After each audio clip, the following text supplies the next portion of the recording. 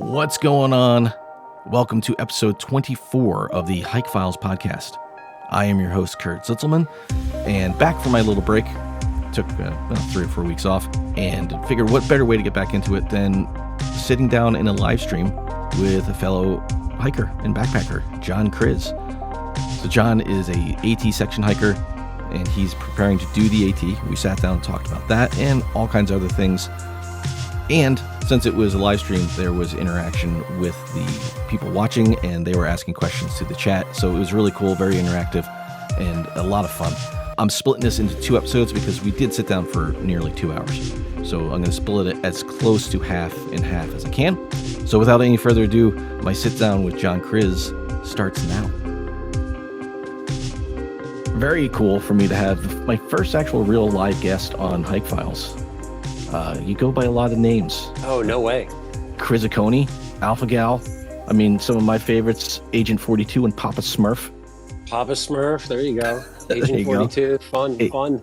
Yeah, good times. Hey, you're really low again. Is that me? Really low? I don't know. Oh, yeah, no, I moved. That's just dueling heights. Let me see if I can sit up straight. I'll put my chair down. It feels really weird sitting that low, but I feel like a little kid. So why don't you go ahead? Yeah, trail name.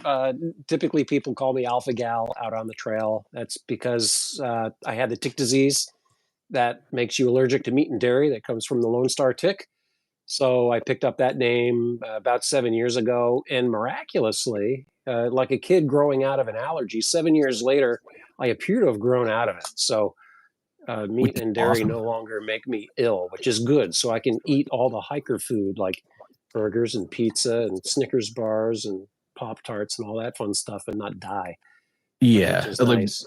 When I first met you, you were eating everything like cardboard, it seemed like. It was pretty much, yeah. You had to look at everything that you ate, made sure there's nothing in there that could be any kind of meat product whatsoever. And I learned not things. Even like the coating on Advil would make me wheeze asthma like a dog. That is terrible. Crazy. You have no idea how much just micro milk products and everything. Like processed food has milk in it, almost all of it. Yeah. Oh, yeah. At least milk. At least something. And that was crazy. I couldn't believe how much stuff you couldn't eat. But I think that's one of the probably the lesser known. Well, maybe not now. It was like Lyme disease is always the big thing. It's still pretty rare because it's an allergy and there's really no cure for it, and it's rare. You don't hear a lot about it. Every now and then it hits the news cycle and it gets really popular, and then it kind of fades away. People get tired of hearing about it because nobody really gets it. No, and is that really only the Lone Star tick? Is that the one? That's what they believe. They did a correlation. There's no direct evidence that I'm aware of. So they had, I think the way the story goes is that there was a certain cancer drug that people were reacting really poorly to, and they couldn't figure out why. And some data analyst weenie looked at the pattern of where the allergies were happening and went, "Oh, that looks just like this tick map," and they kind of guessed. And that's what stuck. I think there's other data that correlates them better now. Yeah, but it was based on a map distribution, which is kind of funny. You had found a Lone Star tick on you right before you started having symptoms. I did. I picked that up. I forget what season it was, but it was in Shenandoah National Park at the Gravel Springs campground, the northmost shelter area. I got back after a long weekend. And in the shower, and there's, a tick stuck to you. That happens. A tick, pull it off, throw it away. But this one was really cool. It had this white dot on its butt, and I'd never seen one like that before. I went, ooh, pretty tick. And, I picked it off, flushed it down the toilet, never thought a thing about it again. 6 months later, I started having these weird, basically asthma reactions for no reason at all. Allergists said, oh, adult onset asthma. That happens. Terrible to be you. Here's your inhaler. But it didn't help. It just got worse and worse and worse. And there was a struggle. It took about 6 months to figure out that it was actually this particular allergy, which was confirmed with a blood test. Because there's no other real way to, it's not like it presents any other way. No, some people can't contain their food when they eat it. Some people get hives. Some people get breathing issues. Some people go into anaphylactic shock. Some people, like, they eat something and then they find themselves 3 hours later in the hospital. Yeah. For strange reasons. Luckily, the only two things I know of that I have any kind of allergy to is sunflower seeds, which is crazy. Sunflower oil is fine. It must be all over the place. Yeah, and I got to really be careful, especially with like trail mix and stuff like that, because they love throwing those in there. Yeah, they put that in there all the time. Yeah. Yeah, and then the other thing is eucalyptus. Oh, weird. Not like that. Not like I get sick, or the sunflower seeds. My hands start to get itchy, my throat starts to get itchy, and I start to wheeze. But with the eucalyptus, I didn't know this, and it made sense later on. But when I was a kid in school, and you start to not feel good, they send you to the nurse, and what's the first thing the nurse does? She gives you Halls. Oh yeah, filled with eucalyptus. Filled with eucalyptus, and they give it to you. Because they're like, "Are you just trying to get out of class? Go back to class, take this Halls." And I'd be like, "All right," kind of moving around, make you feel a little bit better. And I get back in class, and about 10 minutes later, I start sweating and I start getting achy. And I'm like, I really don't feel good. And I go back up, and then I'd be fine once I got home. And everybody's like, "Oh, you're faking." But it turned out later it was. I don't know. You're a faker. I hadn't smelled a eucalyptus in years, because I started using like I didn't like, it must have been like a natural thing where I didn't like it, so I just stopped using them. And I wound up using, like, what's the other one, the Ricolas, and maybe like 3 years after that, somebody had a Halls and was standing next to me, and I started getting like that cold sweat, and you break into cold sweat. Yeah, it's like, oh, what's that? Yeah, and you can't be like, "Hey, spit that Halls out. I'm allergic to it." But so anytime I smell them, I gotta like distance myself. Like, here's a Ricola. Here, take that. And that's nothing compared to something where you can't eat food that will otherwise kill you. So I would rather have a eucalyptus allergy than that. So we got Josh Becker's here.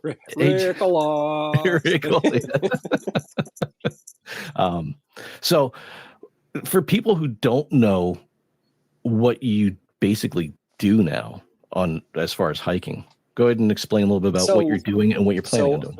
I'm what they call a section hiker on the Appalachian Trail. So I have this weird fetish where I hike small sections of the Appalachian Trail. They might be a mile, they might be 2 miles, they might be 2 or 3 days, 20, 30 miles. And I keep track of it all on a spreadsheet and using my GPS, little snail trails and stuff like that. And I add them all together over time with the hopes of someday hiking the entire length of the Appalachian Trail end to end. Basically, all of the 2,190 something miles I plan to hike over a long period of time. They call that section hiking, the Appalachian Trail. And if you fill out a form and send it to the Appalachian Trail Conservancy, they'll give you a little patch and a piece of paper after you do it saying, "Oh, congratulations, you're a 2,000 miler."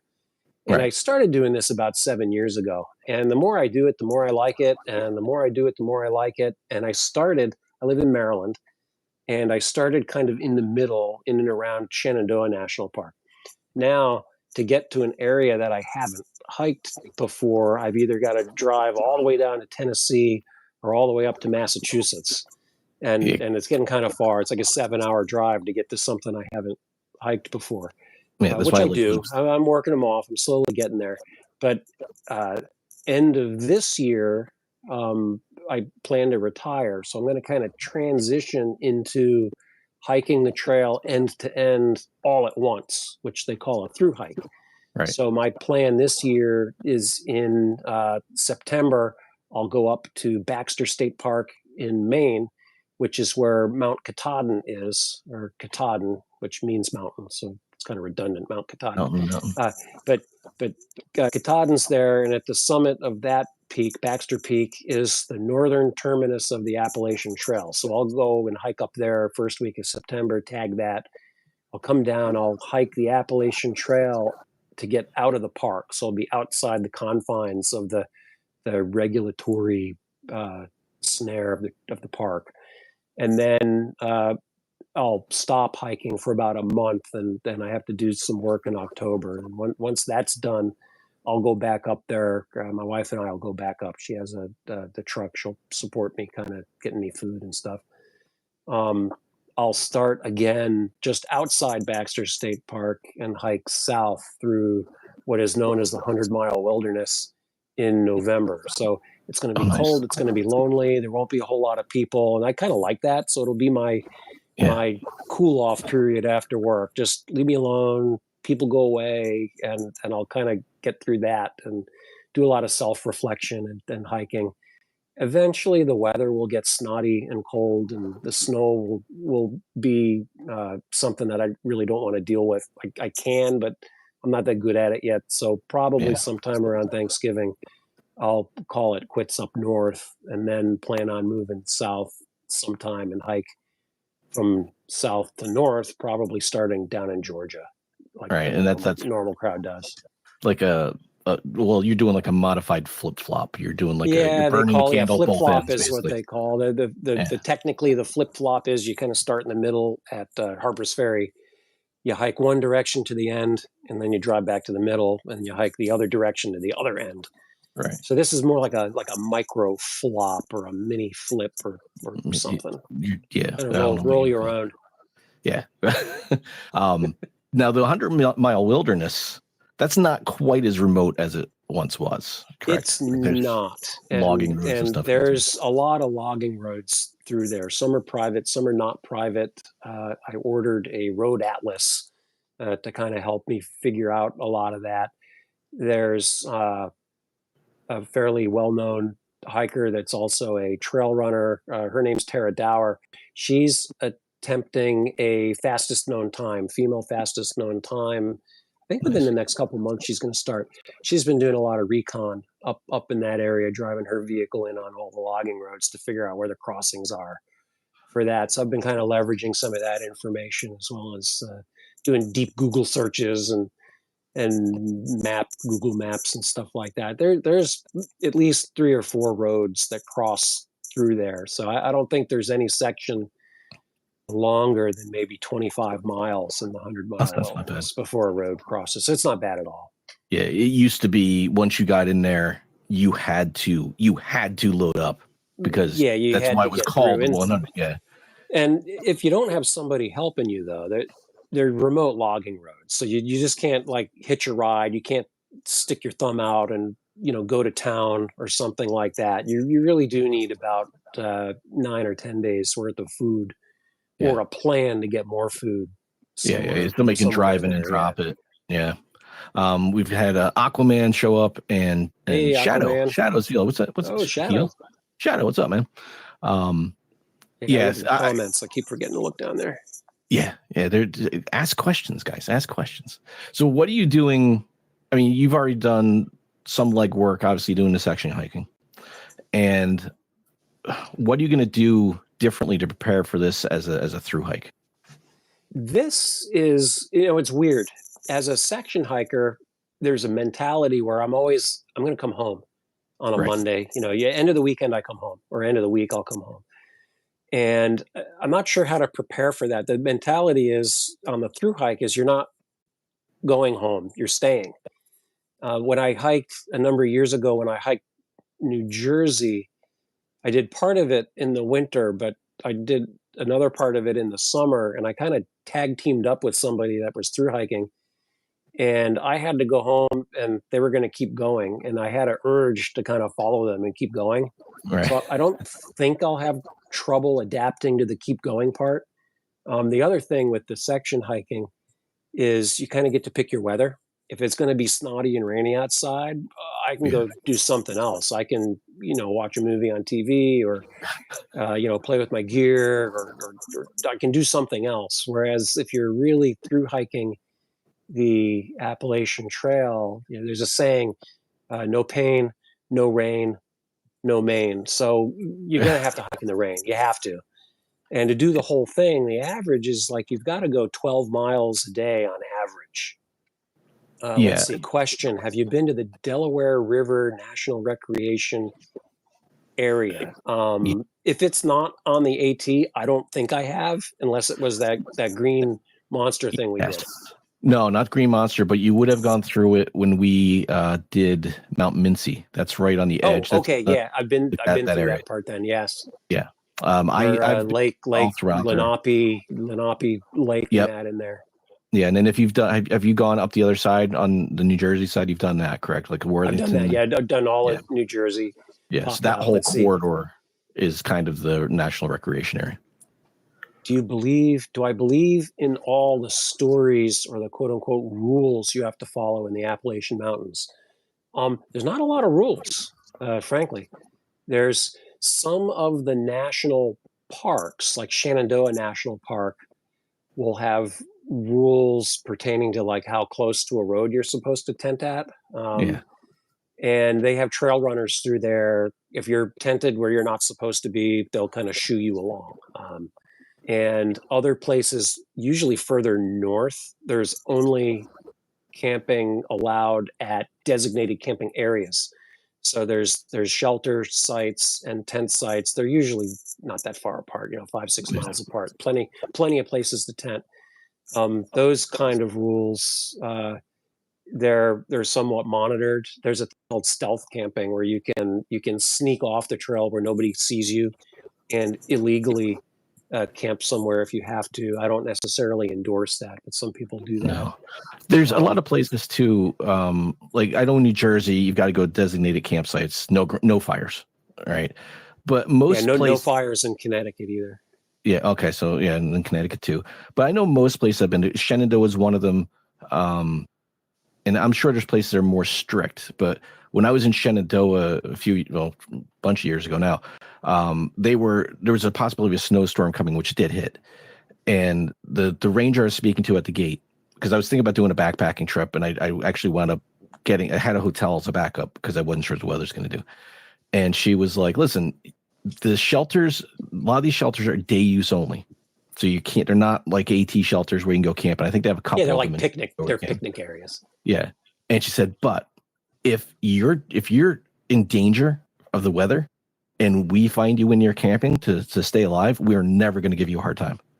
Like if that's what you're doing, if there's no other choice and you do it. All the rangers I've ever met are really cool about stuff. If you're doing the right thing, and there's a lot of flexibility in that. They're pretty cool about it. Yeah, in most places. I mean, there's actually funny that they mentioned the Delaware Water Gap. There was a few years ago, when I was a kid, 19, 20, something like that. We did get in trouble by a ranger for doing nothing. It's actually when I found out I was allergic to sunflower seeds. We were hiking like over by Mincy. There was a rock slide that happened, and we were climbing up the rocks, and we had like pistachios, cashews, and sunflower seeds on the way down. And I'd never been bothered by it before.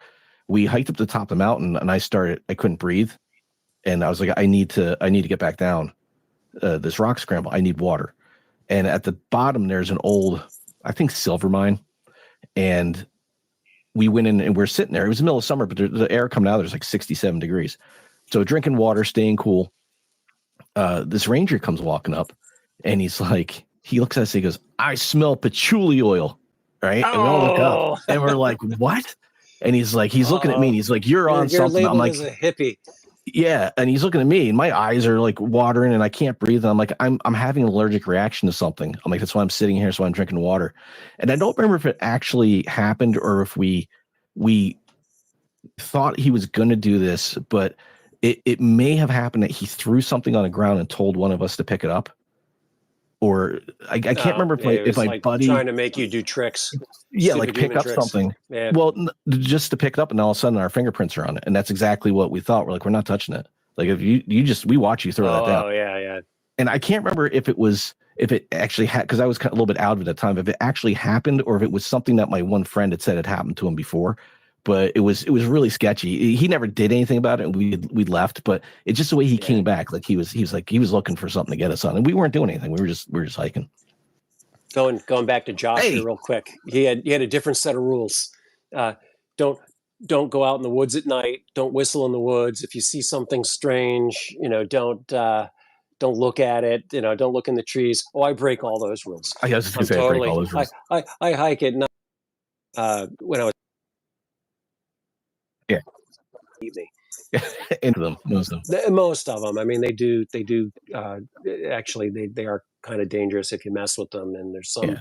unfortunate situations they do harm people, but they're fairly rare. My experience with the bears is you say boo and they run away. You're Yeah. lucky if you can get a good picture of one. Yeah, though they're Where was I quick. going with this? There is in the middle of Maryland, in the Boonesboro area, there's the legend of the snarly yow. Oh, I did an episode on And it. I'm a believer in the snarly yow. Did, It's a strange phantom dog with fiery red eyes that comes out and harasses people riding their stagecoaches on the roads through there. it, And there's recent. Did you listen to the episode I did on I filmmaking haven't intelligence? gone through yet. No, I got to do that still. There's relatively recent stories of it. There are. Mhm. There are. It's a thing. So It's yes, crazy. beware the snarly yow in Boonesboro, Maryland. So the Fort King just commented the patchouli oil. That's my buddy Todd, who I was with when we did that hike. Todd, can you remember if did he really throw something down, or is that a story that you were telling me? Because some of that is a little fuzzy because of the allergic reaction I was having. And to phase, we're talking 40 years, 30 some years ago. I don't remember the ranger's name. He probably doesn't even work there anymore. So I'm not worried about it. Thank you. Next, so I had some questions written here, and you already answered one of them, the flip flop. Oh, okay.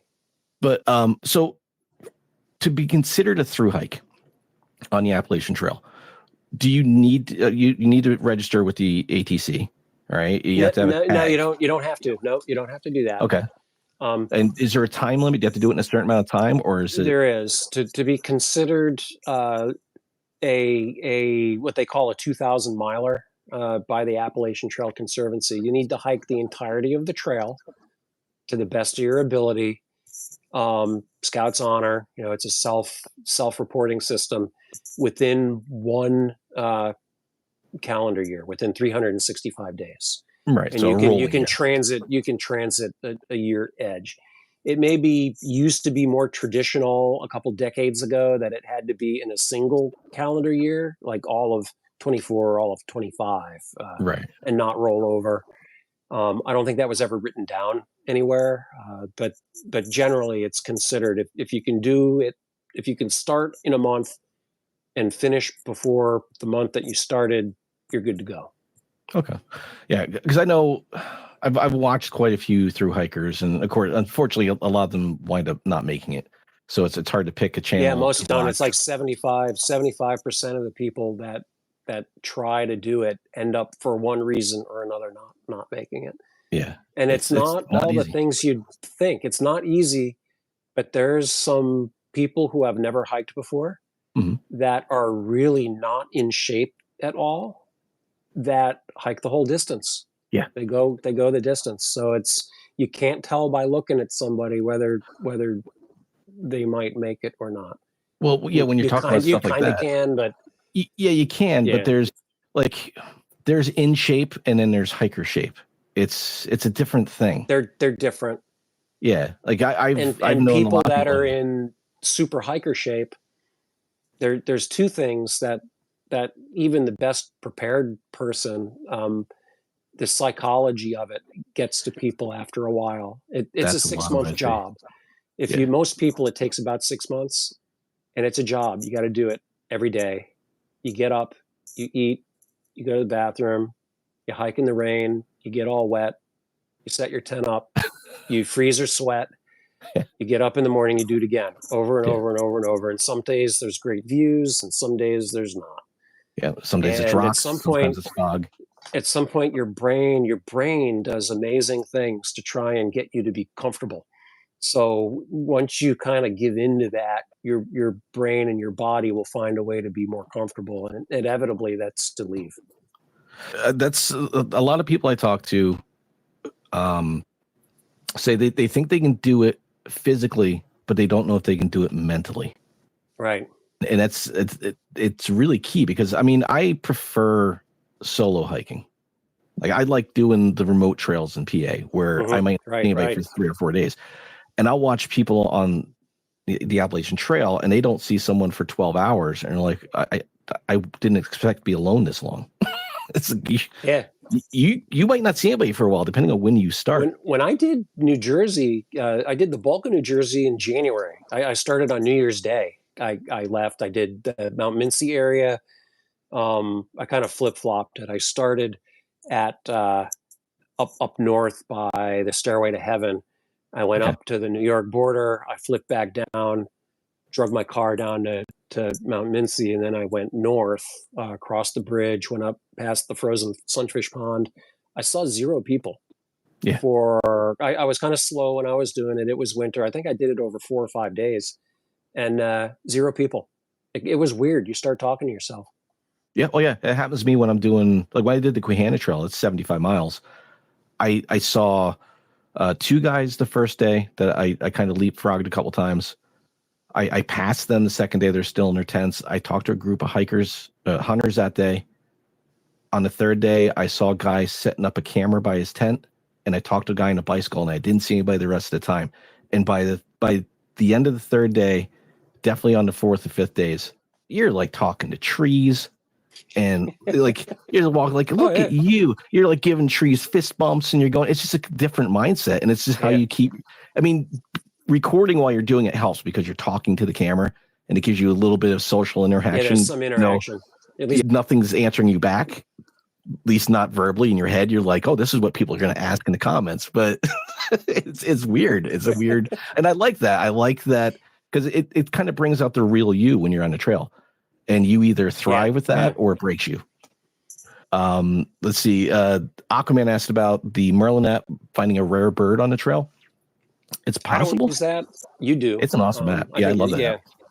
And if you don't know, the Merlin app is I can't remember the Carnegie University, maybe I forget what the university is who makes it, but it's basically like Shazam for the woods. And if you hear birds, you turn it on, it records, and it will pick up the bird sounds it hears, and it will list them. You got to download the pack of birds that could be in your area, but I mean, if you're moving to a big area, and then it will give you the hits on it, and it'll tell you what the birds are. I couldn't give you a guess of if it's going to be a rare bird or not, because you never know where they're going to be. They could be anywhere. Outdoor Nomad is here. Says hello, Kurt and Chris. What's going on? All right.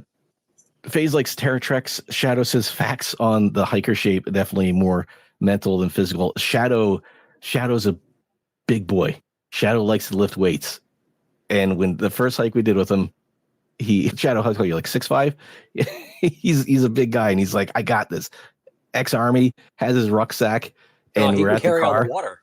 Oh my God. He's like, let me just go through what I got and see, if there's anything I don't need.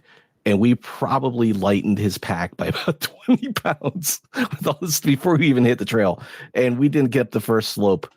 And he's like, do you remember I think it was the first hike we did together where we left Water Gap and went to Wind Gap. Yeah. Mm-hmm. Right? Or I'm sorry, backwards, Wind Gap to Water Gap. That first incline, remember how hot it was? And I wound up walking back and helping Joe back to his car. Yeah, that was over Wolf Rocks, I think, through there. Yeah. We started there. So he did that incline with that rucksack, which was way too heavy, and was immediately like, by the time he got to the top, he's like, I need a new pack. Yeah. Like immediately knew. Yeah, it's different. Yeah, that was fun. You keep hiking and you keep hiking. If you're doing hiking for distance just to get the miles, it's slightly different than what I call camping or backpacking. Backpacking, usually you carry a lot of stuff to be comfortable. You get to a base camp and you hang out. The destination is what it's about. Whereas backpacking, in a different sense, it's about the movement. It's about getting forward. So the more you do that, the less you carry, because you find out you don't use half the stuff you got in the pack. Yeah. And just over 7 years, there's all this crap has come out of my pack that I never use. It's like, well, I'm never going to use this. I haven't used it in 5 years. That's when people are just starting. That's one of the things I tell them. Like, take what you think you're going to need, because you're going to take too much. Don't overthink it. Take what you think you're going to need. When you get home, unload your pack and create a pile. This is stuff I used. This is stuff I didn't use. And then on your next trip, do the same thing. Take what you think you need. and then do the same thing. And then the stuff that keeps on ending up in that pile that you don't use, stop taking it because you don't need it. Unless it's like first aid. Like first aid is always something you carry with you. You hope you don't use it, but you carry it because you do. There's so much stuff. Like there's a collection of things. People refer to it as the 10 essentials. Yep. I'm not going to name them because I can't name them, but it's things like there's a list online. It's food, water, shelter, navigation, light, first aid, things that you basically survive with, and it's a fairly simple list. And if you don't have those things and you get in deep trouble and have to be extracted, you'll get the negligent finger wagged at you, and you might have to pay for your extraction or fined or something like that, as opposed to somebody who has everything and it was just an accident. There's happens. That's usually and my list is probably not correct to what the official list is, but that's what I do. When I'm packing my bag, I think in my head, okay, I got my hammock or my tent, I got my insulation, I've got water and food, I've got first aid. What else do I need? Maybe my trekking poles and rain gear if I need it. If I'm going to go overnight, who cares? You can really go super minimal if you really want to, as long as you got those essentials. Right. Aquaman asked, how do you take... I saw a question. I'm trying to scroll and I can't see. What did he ask? Yeah, it's a little easier on the screen here. Key question, how long do you take breaks during a hike? I'm taking notes from Aquaman. It actually varies. So typically I will walk for maybe an hour to 2 hours, and then I'll stop and get a snack. And I find that as I progress throughout the day, and if there's a lot of uphill, I may take more frequent rests. Sometimes if it's a long, steep hill, I might rest every 5 minutes.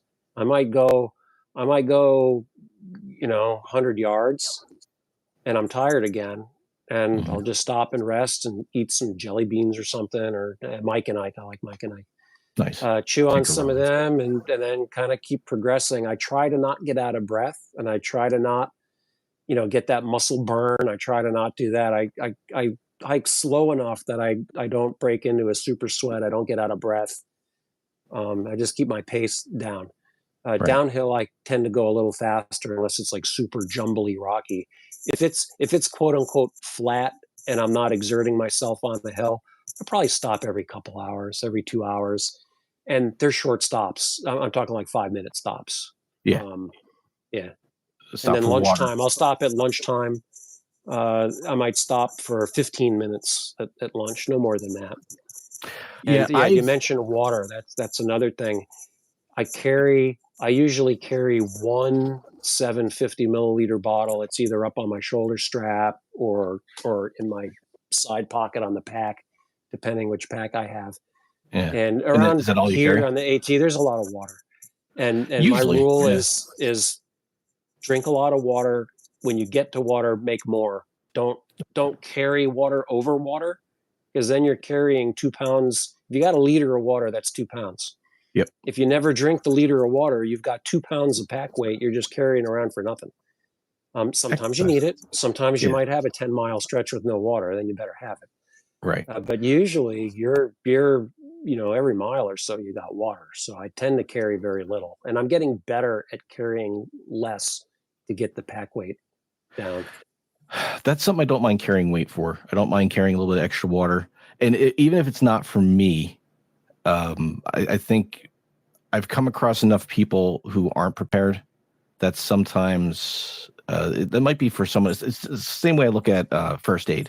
I hope I don't need it for me, even though I thank God you guys had it on the trip where I broke my face. Yeah, but you have it for other people. And I was really bad at refilling on water, and I get to the point where I would, the map shows water crossing up here, and I'll get at that one, and then that one's dry. So it took a while for me to see water, get water. If you think you might need it, get it. Get it. If you think you need it, get it. Yeah, get it. Don't wait, because that next water source, I think the Chuck Kuiper Trail was my best example of that, and it was just dry rocks in the riverbed, and I was like, uh-oh. And I'm looking Now what do I do? at Phased just dropped a comment in there. Hydration's so important. It takes a long time to rehydrate. If you're thirsty, drink your water. Yeah, Don't like save it. Oh, I've only got a half liter left. I'm not going to use it. It doesn't do you any good if it's not in you. right, exactly. Put it, yeah, just drink it. And also, if you only have but this much left in your bottle, and you're approaching a water source, don't down it until you see the water there. Because I've gotten to it, like, oh, water's come up, and oh, it's dry. Oh, crap. Yeah, I was going to use that for cooking too, So, but also probably also have some form of non-cooked food with you, non-hydrated food with you, right? In those times where you might not have a lot of water. Question on bad weather. What do you do when bad weather shows up? Couple of things. So depends on how bad, and it depends on where you are. Mhm. If you're in an area where you're above tree line and you see that bad weather is coming, the best thing to do is to try and get out of that, to try and get below tree line. Easier said than done, but generally you want to try and avoid being above tree line when something like a thunderstorm comes through, because you end you up just being the become a highest lightning rod. object, and then you get a lightning risk. Yeah. When you if you know bad weather's coming and you don't want to be in it, you can stop early at a shelter area and hang out in a shelter if there's one around, or you can find a clear spot and drop your tent and climb in there. Yeah. Easy enough to pop a tent. Takes a couple of minutes. Hang in there till the storm passes. Roll everything back up and keep moving. Yeah. Or you just keep hiking through it. Generally, it's not horrible. Around Completely here, horrible. yeah, around here anymore, you got so many ash trees that could potentially come down in high wind. Well, the Just, wind thing's interesting.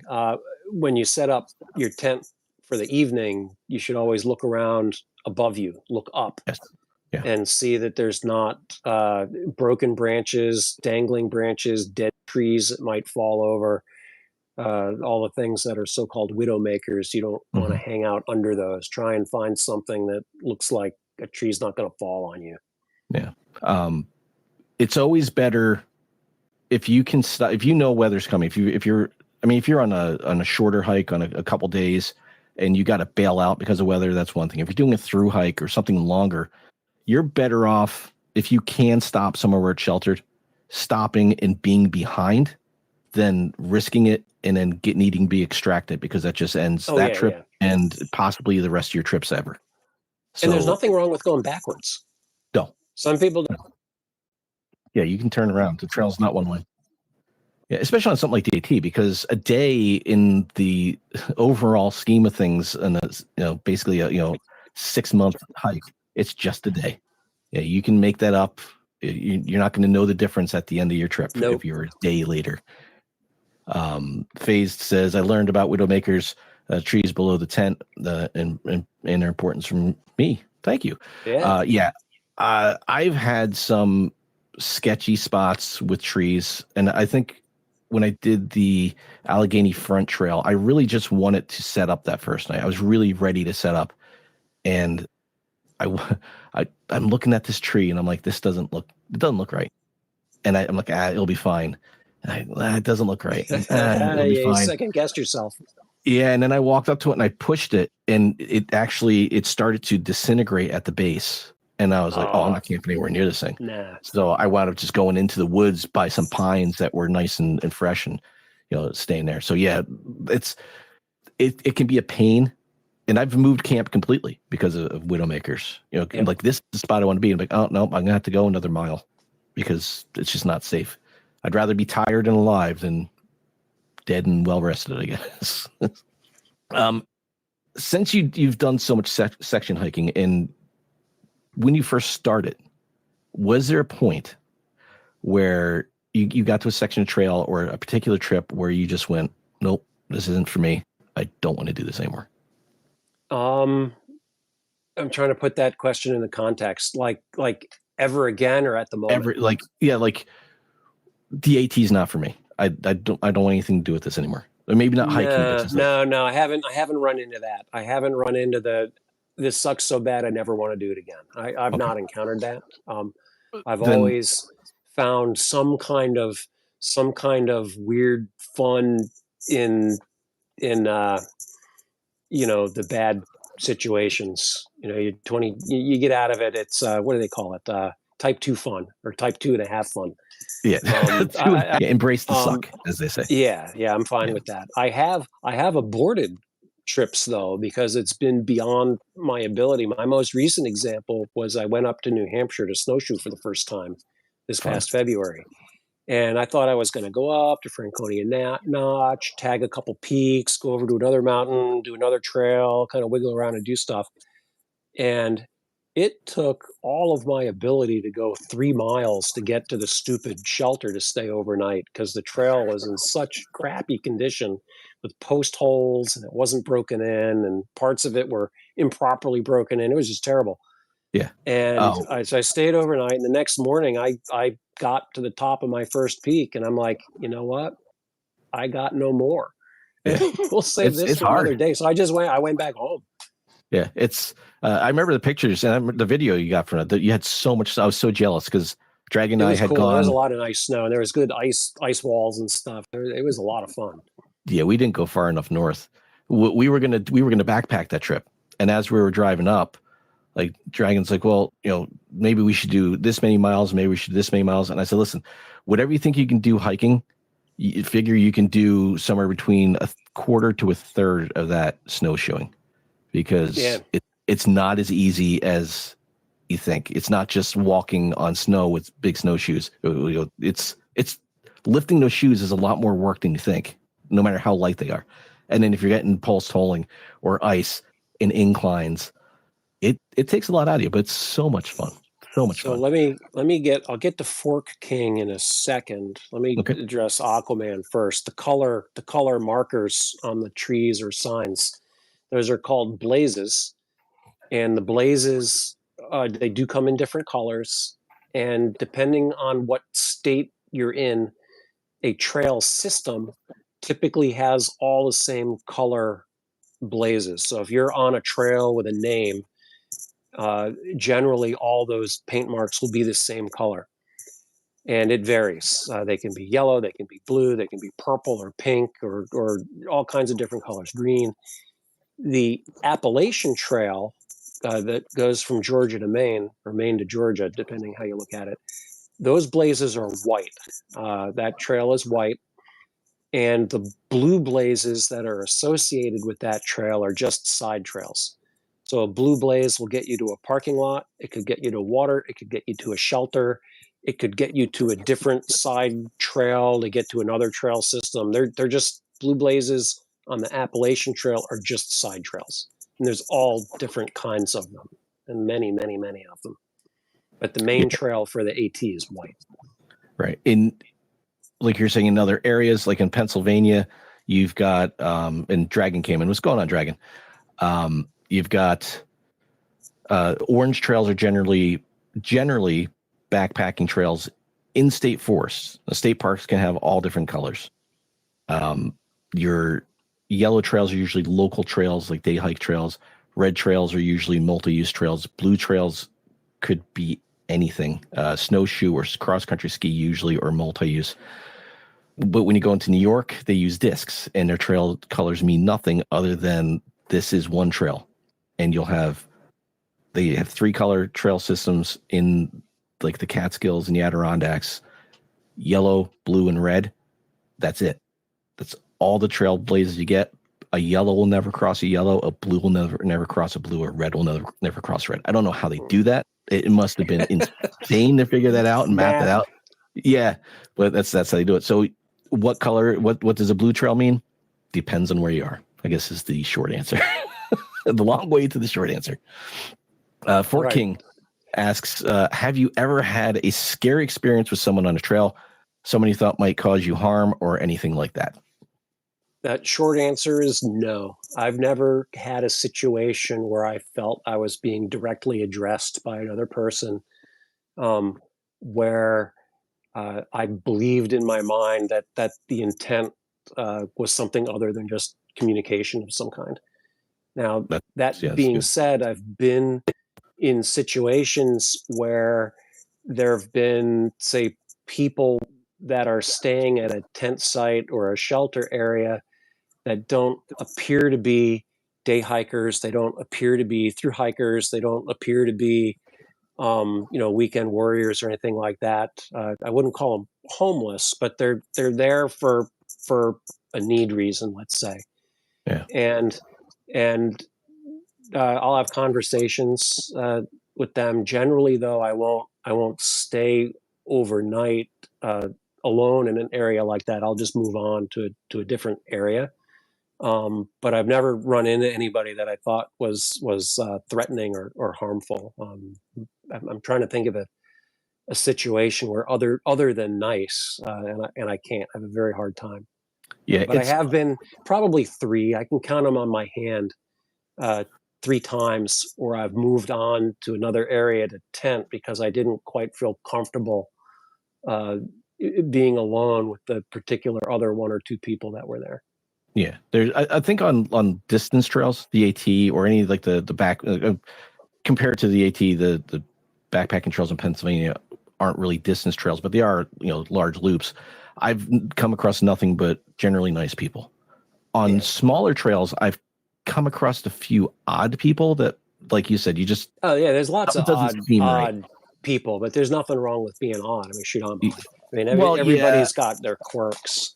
In a state park, I had a guy pass me once, and see, it's when I used to keep the camera in my backpack over my shoulder, and he saw that, and that he walked by and got about 5 steps past me and turned, and he looked a little shady. Just, you could tell he didn't spend a lot of time out in the woods, and he went by and he's like, "Hey man, is that one of those $400 GoPros?"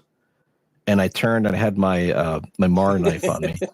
And they have like that real solid click. Yeah. And I turned, I just kind of popped up. I said, "Yeah, and this is a $35 knife." And he went, "Oh, I don't mean anything by it." I'm like, "Yeah, you did." And he walked away. So I walked up the next trail junction, walked up, and then turned and just kind of stood there for a minute to see if he came back by. And then I just kind of changed my path. That's really that. And the guy with the katanas up in New York State was weird in his backpack. Yeah. And then the guy who was in the shelter in the Catskills at Terrace Mountain, who was yelling random numbers, standing in the shelter naked. I never made it to the shelter. All right, that's a weird one. Yeah, I got close to the shelter, and I heard the guy yelling, and just that spidey sense went off, and I want nothing to do with this guy. So I went back up to a rock bald and camped up there. A few hours later, a guy and his kid had passed me and went down the shelter and then came back up, and it was like at sunset. And he's like, "Are you with the guy down at the shelter?" I'm like, "Oh, the guy yelling crazy numbers?" I'm like, "No, I'm not with him." He goes, "Oh, good." He goes, "We went down there." His son was 5, and he was out backpacking. The kid loved it. And he's like, he prefers to sleep in shelter, so we were going to share the shelter. He goes, "We came around the corner, and the guy's in there bare naked." And I kind of scolded him. He goes, I'm going to call the Rangers when I get out of here." He goes, "Do you mind if we set up here?" And I'm like, "Hey, man, look, there's nowhere else for you to go with the daylight we have, so I'm set up over there. Do your thing." Turns out, like that night or the next day, that guy died in the shelter. Oh, no way. And that's the night I saw the ghost light go past my hand. Oh, really weird. Yeah, it was really weird. That is bizarre. Weird.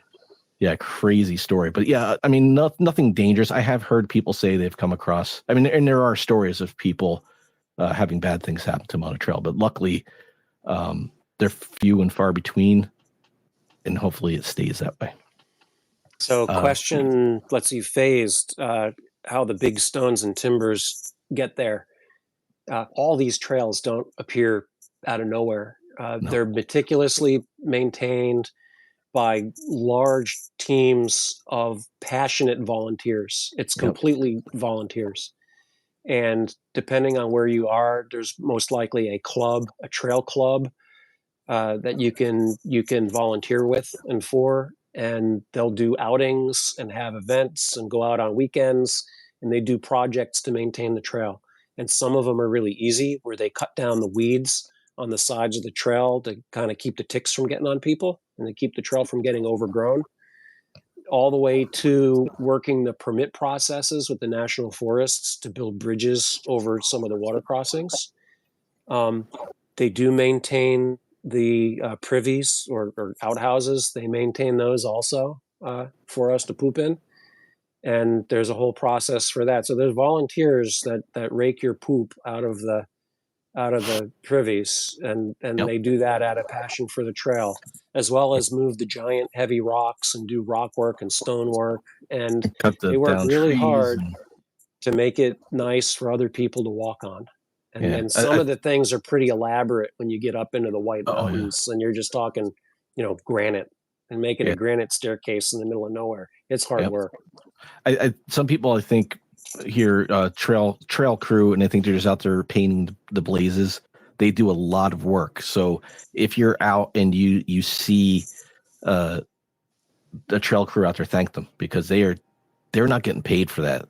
They're out there volunteering their time because they love hiking, they love the outdoors, and they're putting their heart and soul into that. So when we see them, we always try to thank them. And yes, Dragon the Weird does like to find me. I don't know why.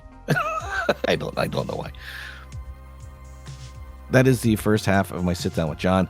Next week we're going to wrap that up, and we just continue to have a lot of fun. There's a lot of cool interaction with the people in the chat. So good times. Hope you guys enjoyed it.